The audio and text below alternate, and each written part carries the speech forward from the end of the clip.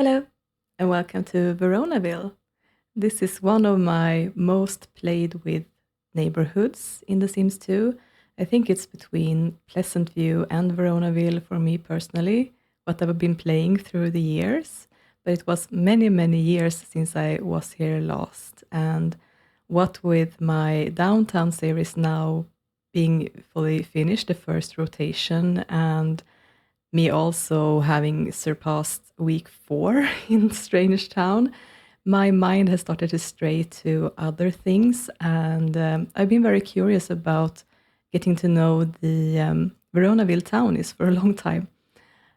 But there's something that's been keeping me from sitting down to play with this neighborhood, and that is the Summer Dream family. I haven't known at all what to do about those guys, and what with the family feuds going on between the Capps and the Montys, that's always felt like its own story. And then the Summer Dreams have felt kind of randomly shoehorned in to this neighborhood for me. Sort of like a fantasy element within all of the family drama, like two genres that don't want to go together. But the other day, I actually had finally an idea for the Summer Dreams family, and I know what to do about them now. So yeah, I'm finally ready to sit down and actually play with this neighborhood. Now, it's not going to be a Let's Play series because I'm aware that my time is limited, and I'm going to have to focus on Pleasant View and downtown for now. But I was thinking that maybe I could do something similar to what I've done with Strange Town for this neighborhood, to bring you with me once a week and show you what's been going on. But before we can get to that point, of course, there's some setup to be done, and I've already prepared some. Some of the things you might have already seen. I've been doing some neighborhood decorating here, freshening things up a little bit to make them look more realistic. And I've also been going into the families and creating them.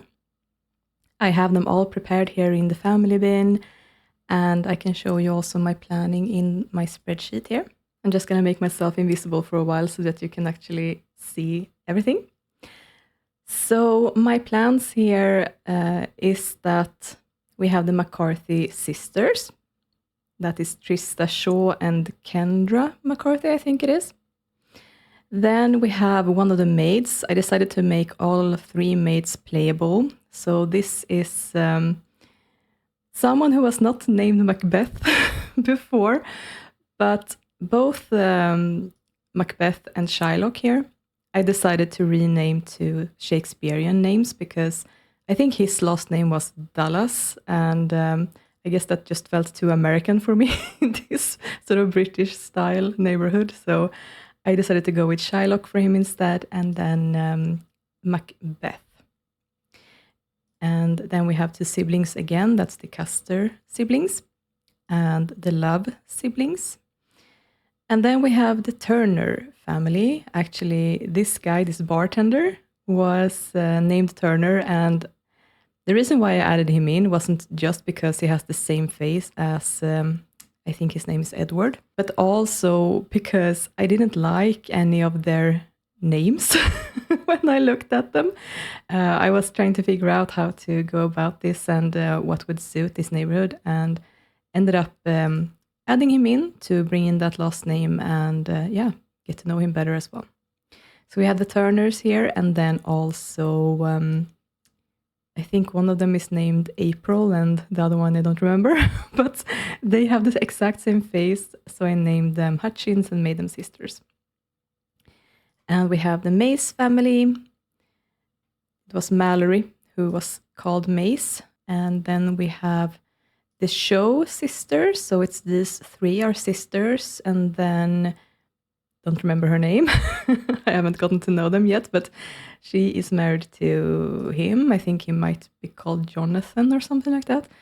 And he took on the last name of her. I think she might be called Rebecca.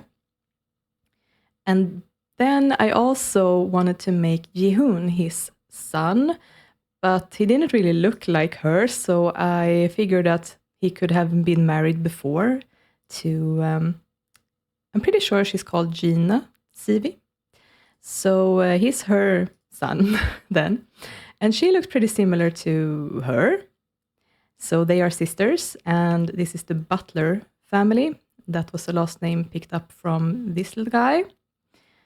So they have 3 children together, and then we have the Ryan siblings. Just this guy is still called Ryan, and of course she's married to him. No, not him, him. And they are called McCullough, and yeah, I think that was also picked up from the child. So yeah, I wanted to make it sort of the Mac families. I thought that was according to the theme, and yeah, names that just sounded British, I guess. So those were the families that I have prepared, and I've actually also created a stats tab here. There's not very much yet because I haven't started playing with them, but yeah, it's interesting to see what it looks like from the get-go, of course. And then, of course, there were some of these sims that had broken faces, so I've had to go in and fix these 2 girls and also him. They had broken faces, and of course also the adorable little Hal Cap. So I've actually gone ahead and extracted Albany and Goneril's appearances in SimPE with the sim surgery function and created a separate family in another neighborhood where I went into cast to create a new family, and then I sort of randomized Hal's appearance. And then I also recalled that Desdemona and Ariel don't really look like their parents either, so I actually went ahead and randomized new appearances for them as well. So moving forward with this, they're not going to look like they normally do, but I really, really like the way that Albany and Goneril's biological children look. I think they are very unique and beautiful. So yeah, I was actually pretty excited to change out their appearances and make them look more like, yeah, as they should, I guess. Miranda still looks unique and very characteristic though, so I like her appearance a lot, so I didn't change that. Yeah, and similarly to what I did in setting up Downtown, of course, I also went into the genetics and gave them some recessive genes so that they can inherit from their family members as well. Besides that, I haven't done very much in terms of planning. Of course, I have come up with the idea for the Summer Dream family, and I have some loose ideas about, the different family members who are mysteriously dead. We have Tybalt, Juliet, and Hermia's parents who have passed away. And then, of course, also Mercutio and Romeo's parents. We also have Antonio's wife, Hero Monty, who is also dead. And I'm not sure if I should count her or not, but Contessa Capp is also dead, leaving Consort behind. So I'm pretty sure that he's pretty old, though. He might be at the end of his elder stage. So it could just be that she passed away before him because she was old, but yeah, might be something different as well. So those are things that I'm going to have to figure out, and also how to work with the family feud and potentially also some strife within the families as well. Because, of course, we have sort of the heiresses and heirs to the different families and the power that they have. And, of course, we're going to have one of the Capps inheriting the Capp Manor and one of the Montys inheriting the Monty Ranch. So there's a lot of power that goes with that. And I'm also kind of considering family businesses and such things, or maybe that they are having some power over the different tenants in these counties. But then, of course, I do want to draw some inspiration from Shakespeare as well, because that's sort of the idea for this neighborhood. So I've actually been spending the day with this little guy. I think this is plenty reading, right? It's, pretty thick. I for sure haven't read a lot in this. I read through all of Romeo and Juliet, and I can't really brag and say that I understood every single line in it. But to my defense, I am pretty sure that even native speakers struggle with this English. So I'm feeling kind of okay about it. But yeah, I sort of got into this middle of the second act in King Lear and I gave up. So I actually reverted over to one of the web pages that summarize these stories. But I might dive back into some of these stories. I think it might be a good idea to read like A Midsummer Night's Dream, for example, or maybe finishing King Lear. And I have read Much Ado About Nothing in the past, but I don't remember much from it. So yeah, I might go ahead and read that one as well, or some other random ones here. I have read Macbeth as well, but that was also a while ago. So that's sort of the setup all done, and what's left for me to do now before I can just sit down and start playing is to make some renovations of these houses. And that's actually what I was thinking that I would start with. So I thought that since you've been interested in seeing my strange town, why not bring you with me as I build this up and renovate the houses? So I'm gonna go ahead and just record while I'm doing this and then release a series of speed build videos. And eventually maybe make some sort of summary. But I'm also open for suggestions, what you think. I like experimenting with different formats after all, so if there's anything else that you would like me to do in this neighborhood, just let me know and I can take that into consideration. So for this very first speed build, I am going to go ahead and start with Capp Manor. And as you might know, there are some tombstones on this lot, so I've actually gone ahead and also prepared a cemetery up here, and next to it also a lot for a church. So this is going to be where those are located, but that means that I can actually just send all of the tombstones onto this cemetery lot, because I don't really like playing households with graves on them if I can avoid it. I sort of made an exception with Nero Specter's lot in Strange Town because it just fits the theme and how I play him. But for normal gameplay, I prefer not to have the ghosts around. So I'm going to go ahead and move them, and I'm going to do something similar for the Montis later on as well. But yeah, without further ado, let's drop into the household and start building. So here is the house. This feels so nostalgic for me because I've spent so much time with Veronaville as a, at the start of my 20s, when I was at uni. I actually used to play a lot on my laptop back then. And of course, it was completely custom content free at that time. And my play style was also completely different. I used to play 7-day rotations, and I used to fast forward through my Sims lives, so I didn't get to know them, unfortunately, very well before they all passed away. So I guess this is me taking some revenge for my Sims and actually telling their stories and getting to know them properly this time. And it's going to be very fun to actually sit down and get to know them again, I guess, for the premates and for the first time for the townies. So as you might imagine, I have renovated this house quite a few times. But for this one, I drew some inspiration from the way that I have started to play now with my integrated neighborhoods and the way that I like everything to be sort of logically accessible with cars. So I wanted to make this a driveway rather than a pathway leading up to the house. So my imagination here is that the cars are going to be able to drive up to the house and park in front of it. Technically, I could have done that and had the cars actually drive up and down, but I would only have been able to make that work for one car, so I would have had to make some alternative changes for the other cars that I wanted to add as well. And also it would have taken some fiddling around with a constrained floor elevation sheet. So it was not something that I did this time. I decided to just make the walkway more like a slope instead, a gentle slope that I can imagine that they can drive up and down.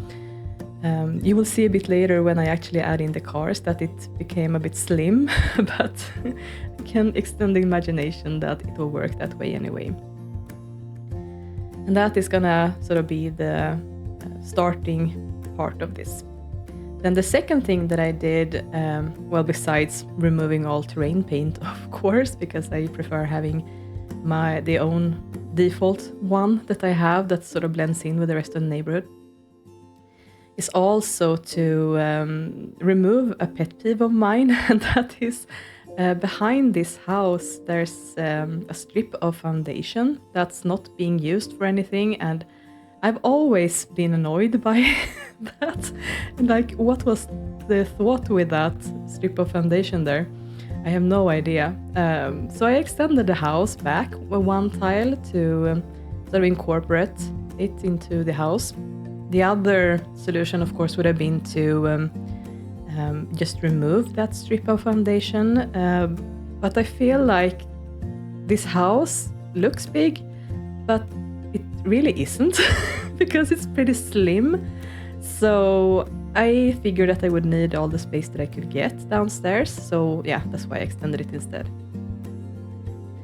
And here you can see that I've also added in another new feature to the house, and that is a balcony. And the reason for that is that this balcony is going to be connected to Juliet's room, one of the most famous features of Juliet's house that's being repeated over and over again in different iterations of Romeo and Juliet, is that she's standing on a balcony and speaking down to Romeo, who's downstairs. So yeah, I wanted to incorporate that into the house, so I went ahead and added it in to the front of the house there.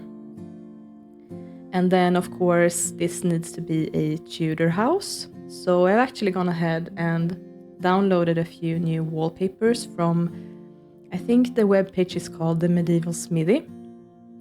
And they come in a bunch of different fun colors, but for this house I felt like it should be pretty classic. So I decided to just add in it in a white color here. And I also made the front of the house a patio instead of just like a few steps up to the door, because yeah, I could just see all of the routing errors in front of me with not having much space for them to enter there. So yeah, I prefer to have something bigger there. Just planning ahead, you know.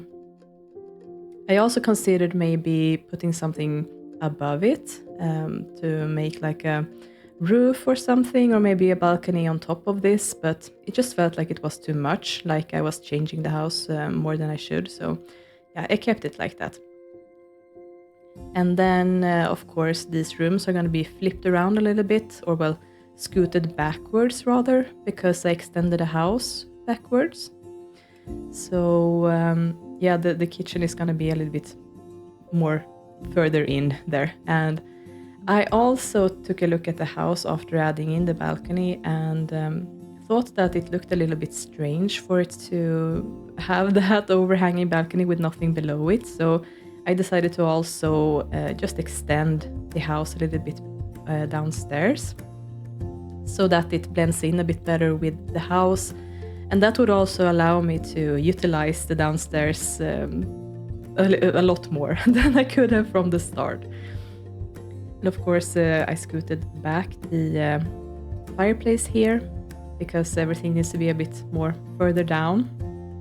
And I felt like this bathroom was a little bit placed in the middle of nowhere, so I just got rid of it.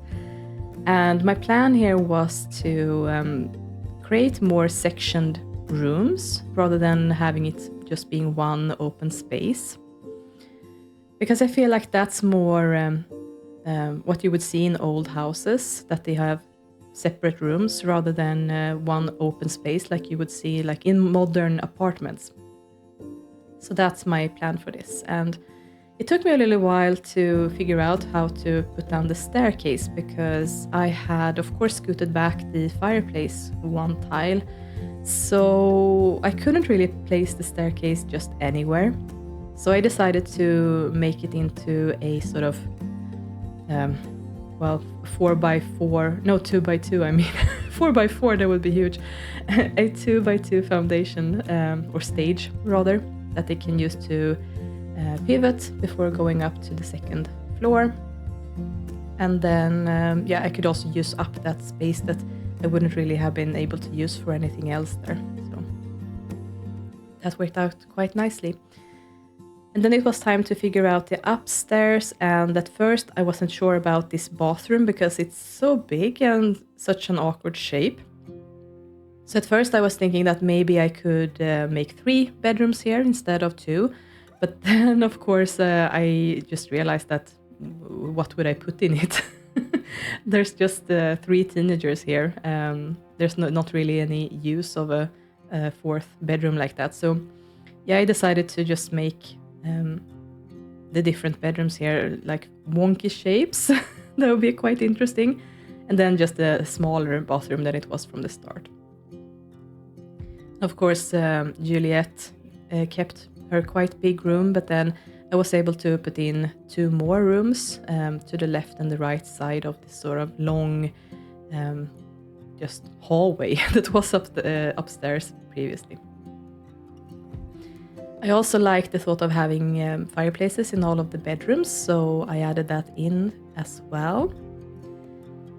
And yeah, this still feels like quite a big space, and it actually feels bigger now. Yeah, I guess it is a little bit bigger, but not by much. But it's really added a lot to it, I think, and I feel like it utilized the space more. So of course there's gonna be a door leading out from Juliet's bedroom out onto the balcony, but there is also a door just leading into the hallway. I thought that made sense. And these are some windows that I actually downloaded for the occasion.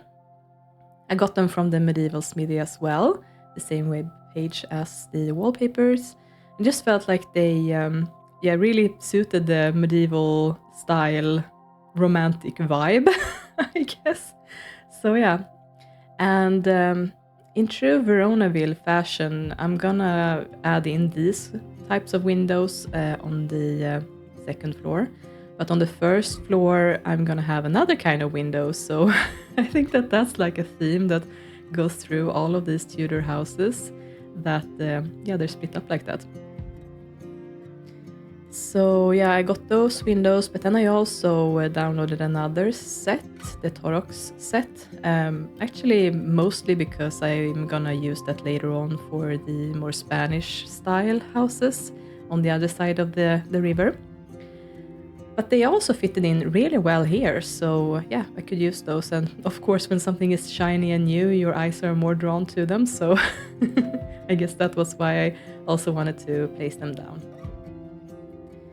Then, of course, we have Consort's bedroom, and just taking a look at this from the start, we have a very awkwardly placed bathroom right next to the front door, and I decided that makes more sense if it's actually used as a visitor's bathroom with only a toilet and a sink, and then that Consort actually has an ensuite.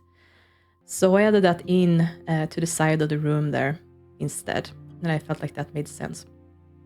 And then I could also add in sort of a passageway room, I guess you could say here, that you just walk through to get to the dining room and the kitchen then.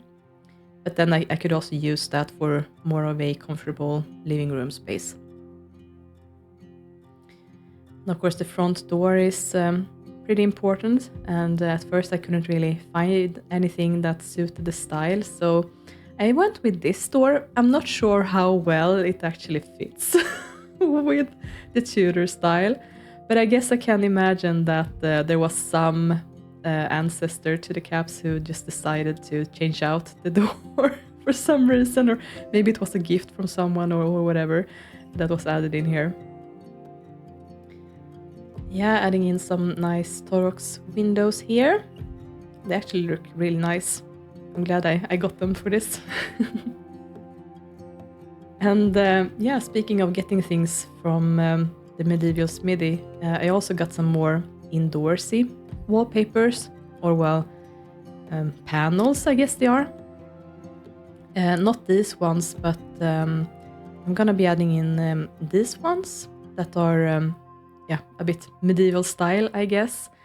And I feel like they make it feel like this is actually a manor for a family that's like not royal, but that they have titles for some reason.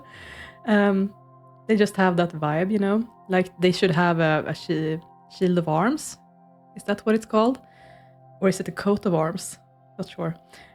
I think it's coat of arms. Yeah, doesn't make any sense. What coat? But anyway, but I decided to basically keep the layout very similar to what it was from the start, because I guess it's just the nostalgia, but I also like to keep the integrity if I can for the house. It just still needs to feel like the Capp Manor. So even though maybe if I would have rebuilt this more, I wouldn't have put like the master bedroom here. I just feel like the master bedroom positioning right next to the front door doesn't make very much sense, actually. Not sure why they decided to do this. I would have imagined it to be on the second floor for sure. And yeah, I couldn't more imagine this positioning being for like an office or something like that. Or maybe a sitting room, like somewhere where you would be able to bring guests. Maybe even a guest bedroom would make sense here. Not the master bedroom, but anyway, that's just how it is designed, so I kept it. And I'm going through here and putting in some more wallpapers. The style I was going for with these walls was that I was putting in this wall paneling and then adding in some wallpaper in the selected spots on top of it. And I felt like that made it still feel like, I guess, old and luxurious in some kind of way, but that I was also able to bring in the personalities of the people living here. Now, of course, I haven't sat down to learn more about like their hobbies or more about them in depth. I just have the memories of playing them in the past and my impressions of them as pre-made Sims. So yeah, I'm just decorating to sort of what my preconceived notions are for them. And it might be that I change things around when I actually sit down to play them. For Tybalt, I think that he's probably gonna be pretty close to aging into a young adult, to be honest. And typically he would be sent to university.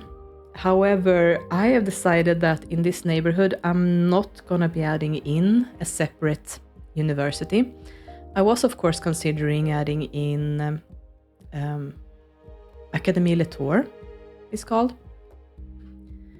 But I just didn't feel like the Sims that are pre-made in that neighborhood would really fit in here for some reason. It just, I don't know. There was something about it that just didn't feel right, at least not this time. So yeah, I left it out, and I'm going to be, I guess, having them more family focused here. A bit similarly to how I've done things in Pleasant View, I guess. Not sure yet how I'm gonna go about like positioning down wherever they will study or have student apartments or anything like that.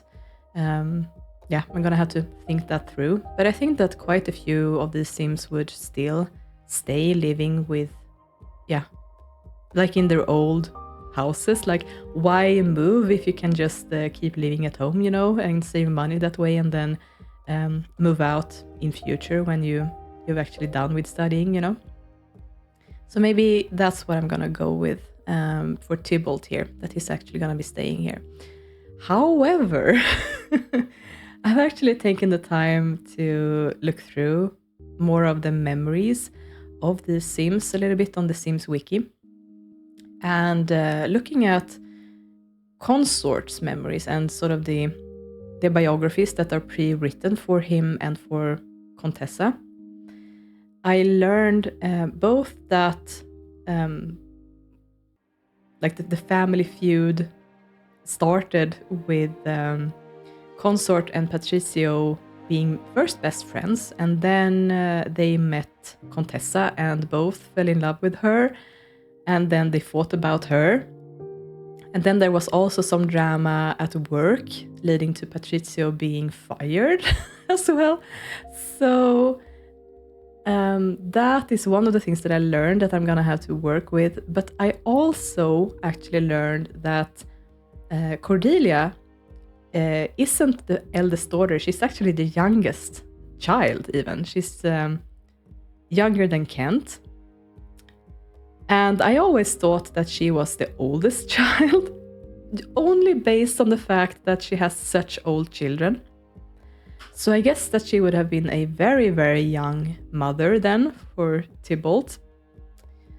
And yeah, so that actually changes around things quite a lot when it comes to inheritance. Of course, these children are living with their grandfather here now, and I guess it's mostly out of necessity. But moving down the line, I'm not sure like how I'm gonna do this, because just going by like line of succession, it would be one of Goneril's children who would inherit, because she's the eldest child. And I'm saying that because it appears as if the Capp family is actually a matriarchy, not a patriarchy.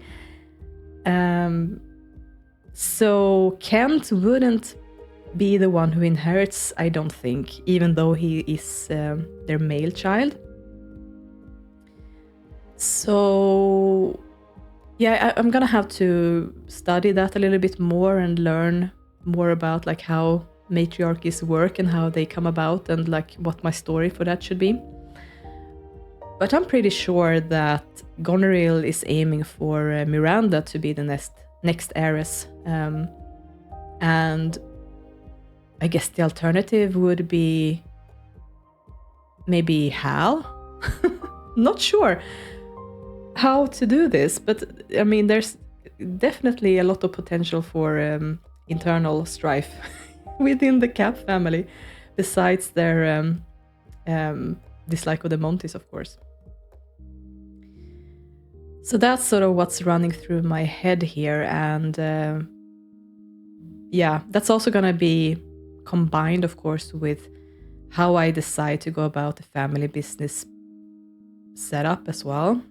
I have no ideas for that yet, so I'm gonna have to work on that. Because, of course, Consort is employed in the business career. He's a CEO.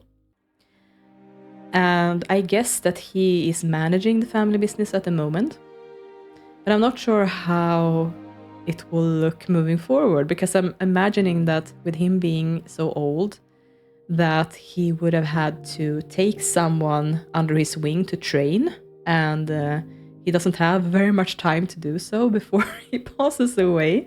And I guess he doesn't have the most energy now in his old age either. So yeah, there certainly needs to be something going on there with him training someone to take over after him.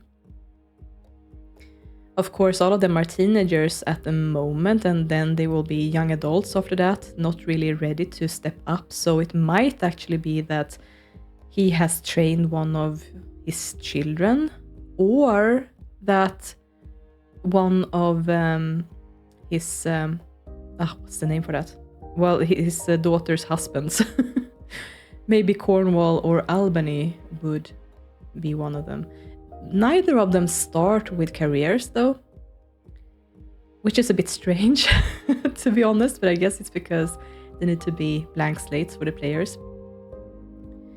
But that has potential as well, I guess. So yeah, as you hear, I have a lot of thoughts on this. And not sure how to work with it yet, but it could definitely be the case that after a while of me playing this, that Cordelia's children will be kicked out, more or less, out of this house, and then one of Goneril's children will take over, or whatever happens.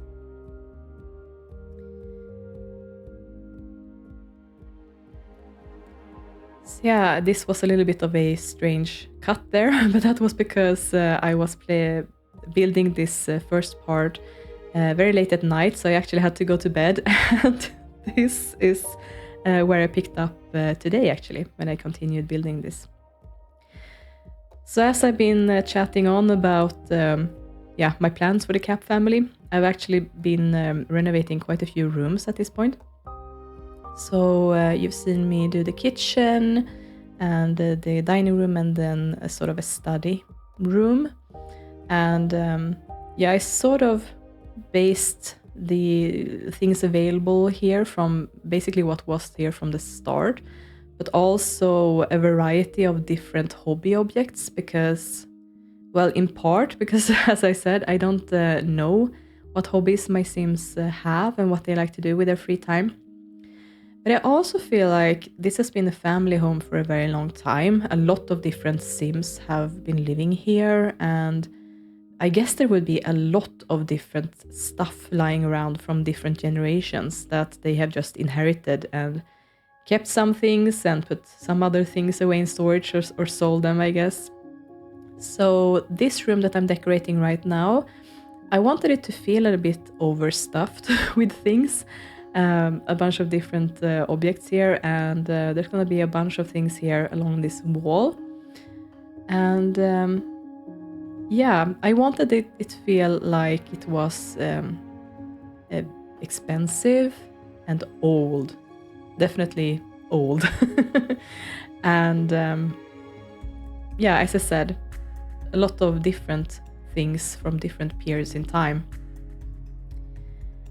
So, for example, those sofas, I can really see them being very, very old, and that they have had to have some maintenance plenty of times. And then, of course, we have a very modern TV above the fireplace as well. So I wanted it to be a mix of different eras in one space, I guess. And then in this little nook, I'm gonna put in a phone as well. Even though I give all of my Sims cell phones, I always make a point of adding in a landline phone as well. In part because children can't have cell phones, so if I have children in the household, they need to be able to call up their friends.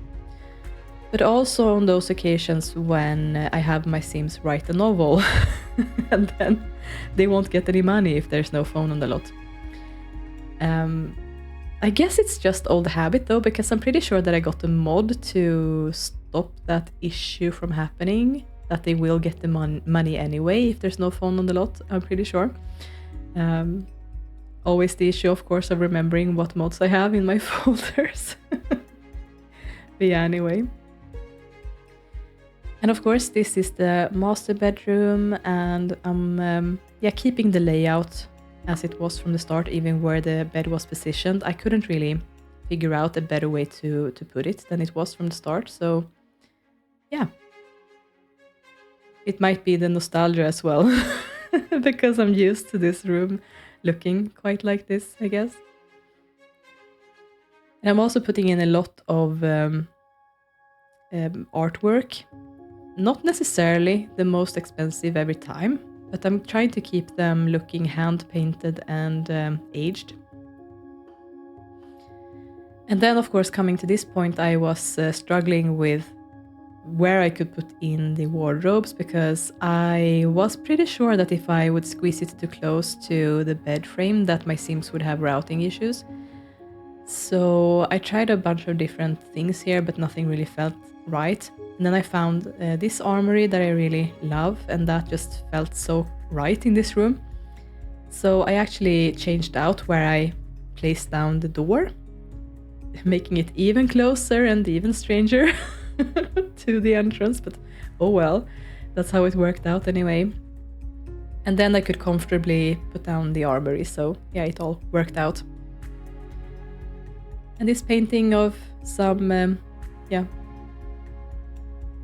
old-timey looking people, I guess, would be ancestors of the Capps or something. And then there's the ensuite. Not really that much to say about it, it's pretty basic. This mirror, of course, always have to be scooted a little bit. It's not centered, which is annoying. I think I saw a fix for that at some point, but I never got it. Maybe I should take the time to actually get it.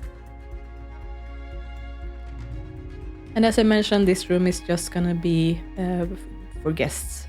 So it's just a toilet in here, and yeah, some additional decorations.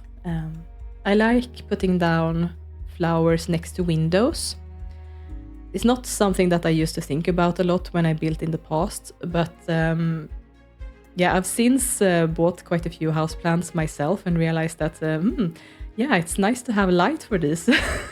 So I tend to yeah, keep myself from putting down too many potted plants like in middle of rooms, and instead place them near windows. It just makes more sense. And for Juliet, I actually moved away from how her bed was placed originally.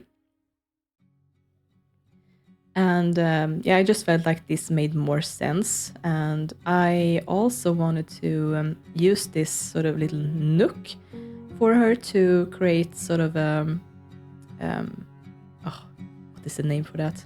It's not heaven bed in English. It's heaven bed in Swedish. Yeah, I guess you know what I mean when you see it here on the screen. Well, curtained in bed, I guess you could say. Oh, canopy bed. That's the word. But then her furniture became this sort of pale wooden tone, so I just kept that throughout this room. That doesn't really match with the other parts of the house, but I felt like that suited her personality a bit more. And yeah, having placed down the bed and the wardrobe, there was no space at all anymore for a desk. And since I'm using a mod that makes the children and teenagers place down their homework on a desk close to their own bed, I always want to have desks in my teenagers and children's rooms. So that was a no-no for me. I had to fix that. So I actually removed that double-sized door and just made it a one-tile one instead on the side. And that actually allowed me to place down a desk here. And then I felt like Juliet would be the type of girl who wants to, you know, take her time dressing up in the mornings, looking nice and trying different things out. So I also made a point of adding in a mirror there as well for her. I can really imagine her going through all of her clothes and throwing things around and being the kind of person who always wants to have new stuff, even though she has a wardrobe full of clothes. And then, of course, some decorations on the fireplaces as well.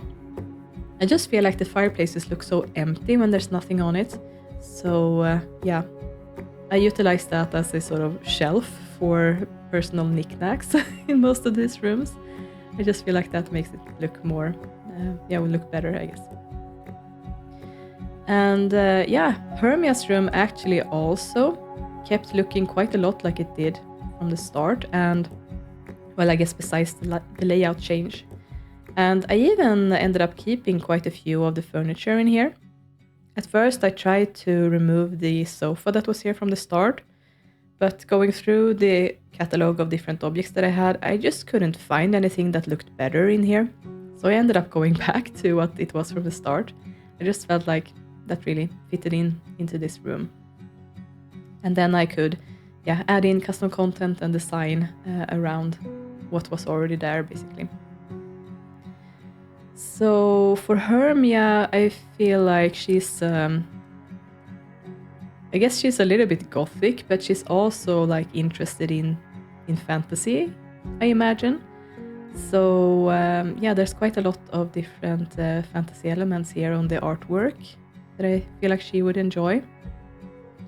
I could definitely see Hermia being the quiet, bookish type, and that's probably how I'm going to be playing her. Well, let's see. The Sims often surprise me. I have some preconceived ideas about them, but yeah, they often have their own minds and things that I like. So, and as I'm going through my catalogs here, you can see me also throw away some decorations into that one room, and that's just some art supplies that I'm ending up finding. And that's actually one of the things that I've always found a bit strange about this house.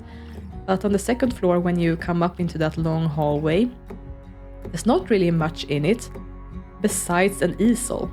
For some reason, there's an easel in like the center of that room. And I wanted to keep that feature, so I actually decided to make one of the smaller rooms that I have created into a sort of art studio, I guess. And I'm not sure who in the family is interested in art. Could have been Contessa while she was alive as well, or maybe another ancestor, and the room was never changed out. I'm not sure. But yeah, I just felt like that suited. So yeah, I'm preparing by throwing in the art supplies as I find them. And I also find it a little bit difficult to furnish Tybalt's room because I don't really know that much about his personality. I feel like he's a sim that puts up a front.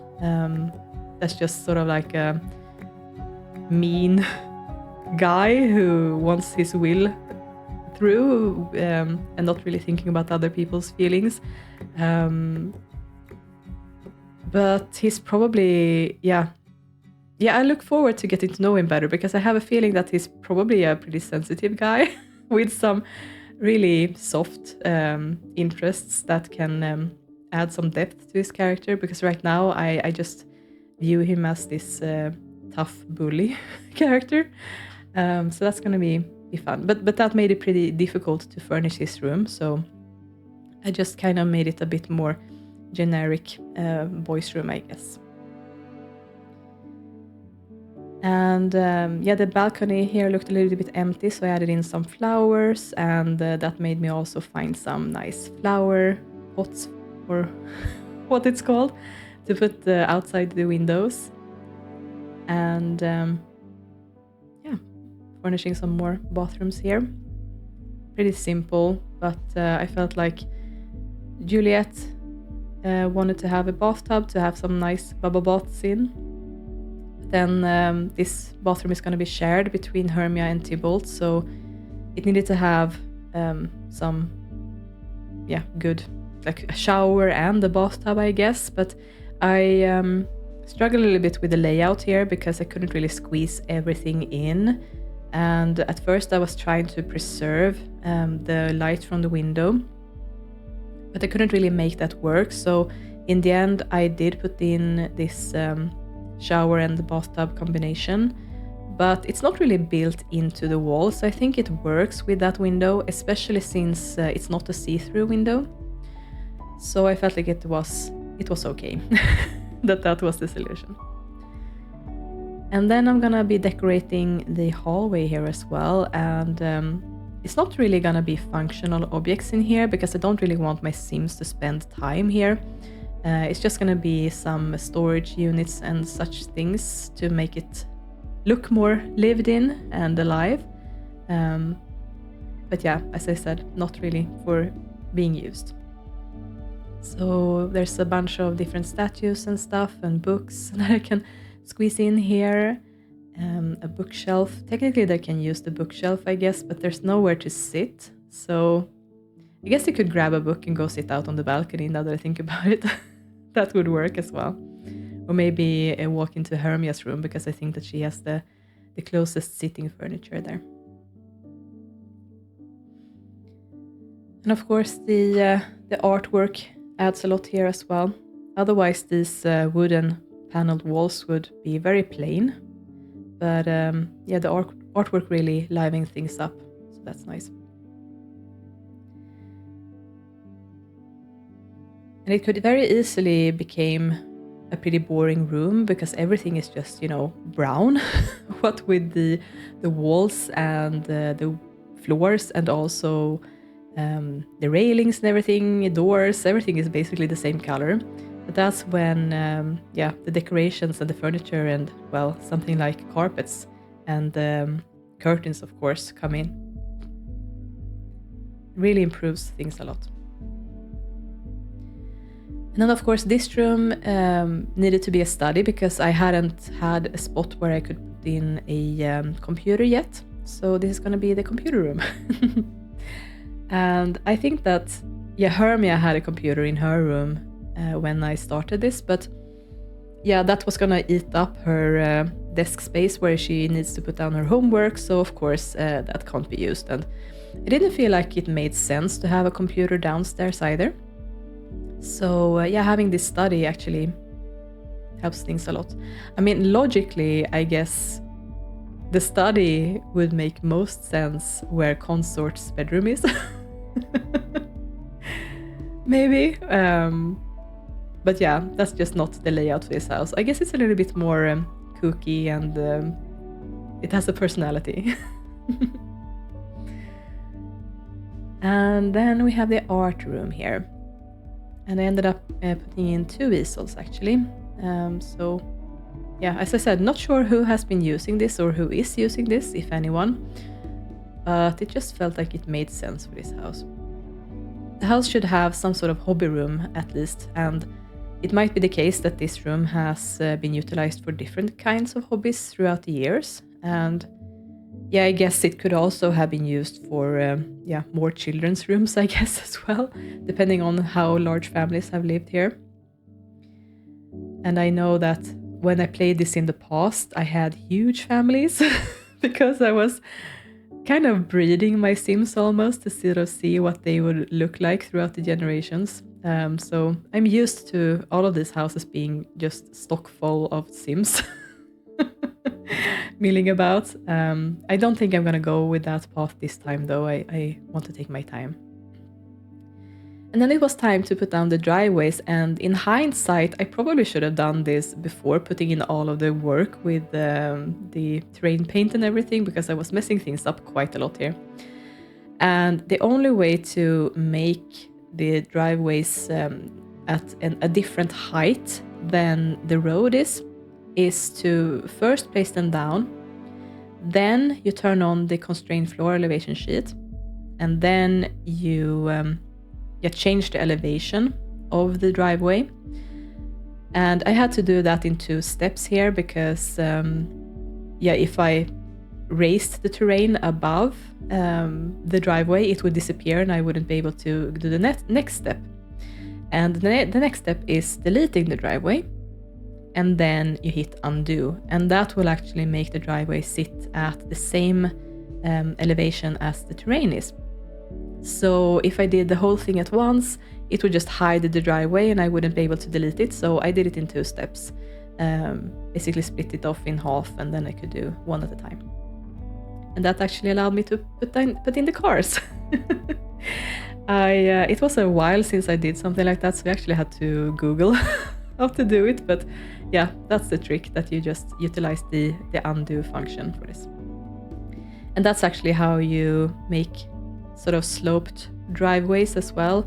Like if you want to have them actually drive up this slope, you can. And also if you want to sort of dig down and make a cellar garage, you can do it with the same trick as well to change out the elevation and then delete, hit undo, and it will be correct. And here I am flattening the ground around the hedges because I have played with this house plenty of times, and every time that I got a butler for this house, I would always find them outside waving their hands around, being angry at the hedges and not really performing their other duties. And I've learned since then that I always have to level the ground around, because otherwise they won't be able to cut the hedges and maintain them. And then I also am placing down a pool tile here. I know that I got a question about this at another video because I never explained why. But it's actually because of my water mod, the Voel water mod that I'm using. Because if I don't put in a pool tile, the water will just be a sort of a black void that is so previous to this. And now that I put down the pool tile, you can actually see the water clearly. However, when I removed the terrain paint earlier, I messed the terrain paint up under the pool as well, or under the water. So I actually went ahead and deleted it and started afresh to get the terrain paint back. And then I could also make it look a little bit more neat by digging it down deeper than it was from the start as well. So it looks more square now than it was from the start. And I decided to also frame in the terrain paint here with this low fence. And I could use that to make these pathways. That just made it look more like a sculpted garden, I guess you could say. And that also helped me a lot by planning out how to place down everything. So it made things look very neat, I guess. And when it comes to the placement of the different trees and bushes and things, I try to keep it as close as it was from the start. Just of course that I changed out the Maxis trees and everything to custom content ones instead. And then it was just a matter of filling in these spaces, sort of like coloring in a coloring book. So that was quite nice. Actually pretty relaxing to watch as well. And yeah, that actually made it look really nice, I feel like. And I'm gonna continue to do that for the flowers as well here. I'm gonna go with the same technique. Right now it looks a bit strange, I feel like, with just these flower beds cut up like that in the middle of the green. But when we have this terrain, like the rocks around it, it looks 10 times better, I feel like. And yeah, there's some gardening here to be maintained, of course, for the Sims. These tulip patches will need to be watered, and of course the hedges, as I mentioned earlier. So unless there's anyone in the household who's like hardcore nature fan who really wants to tend the garden, I'm gonna have to get probably a butler for this lot. I think a butler makes sense here. Well, either that or, of course, I could also get a gardener and a maid. Not sure how I want to go with it, but I want it to be a little bit like Downton Abbey vibes in this lot. So a butler would make sense. And I created is it called an alley in English? I don't think so. But this row of trees in a neat line like that. And I feel like that is something that you only see in front of really expensive houses or leading up to those kinds of things. So I really wanted to have that in here.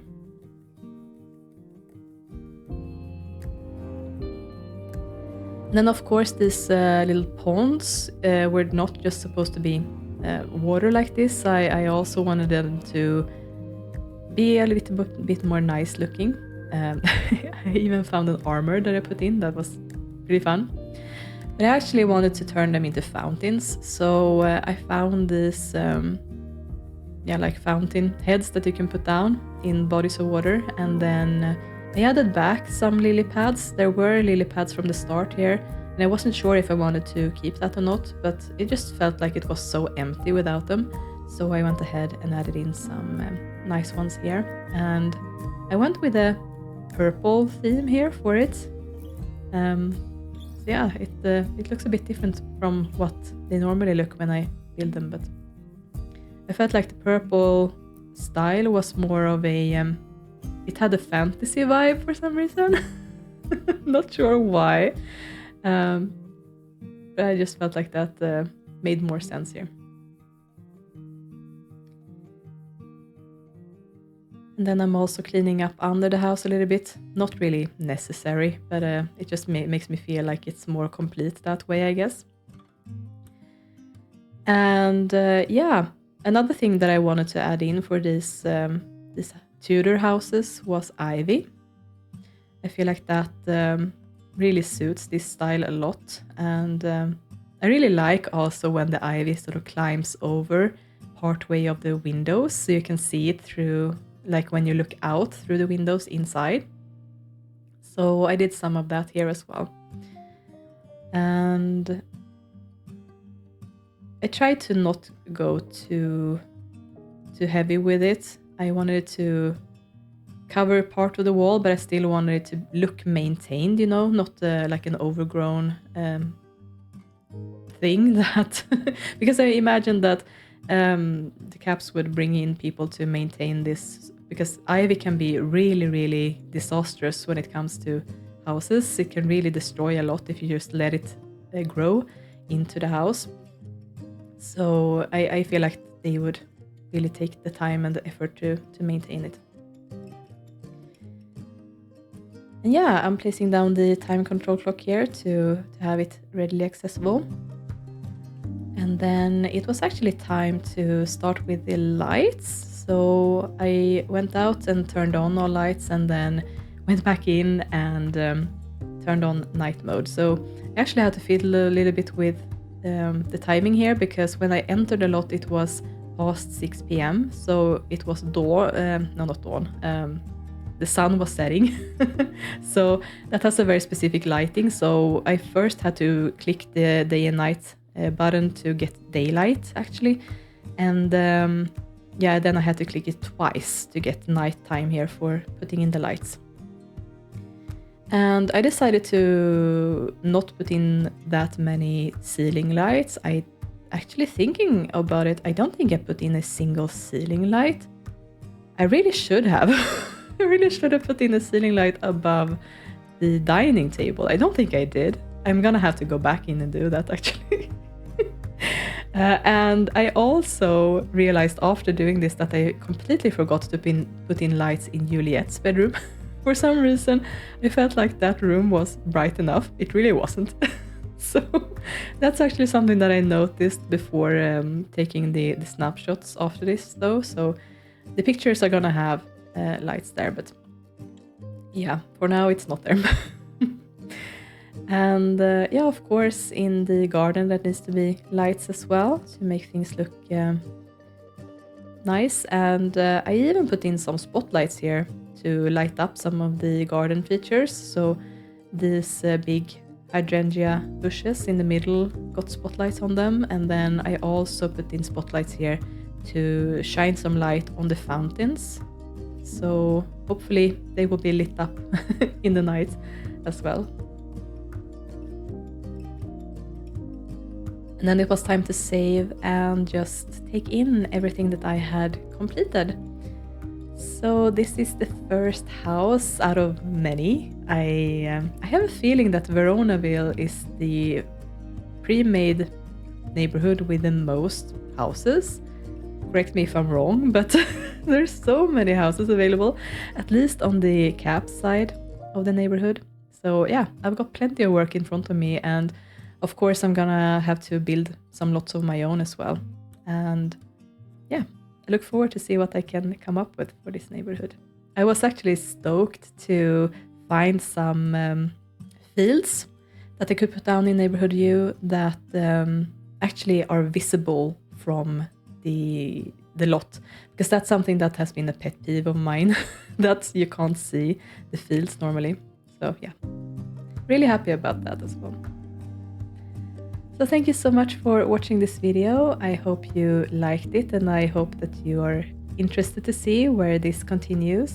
I hope you will have a great rest of your day, and I will see you next time. Take care. Bye.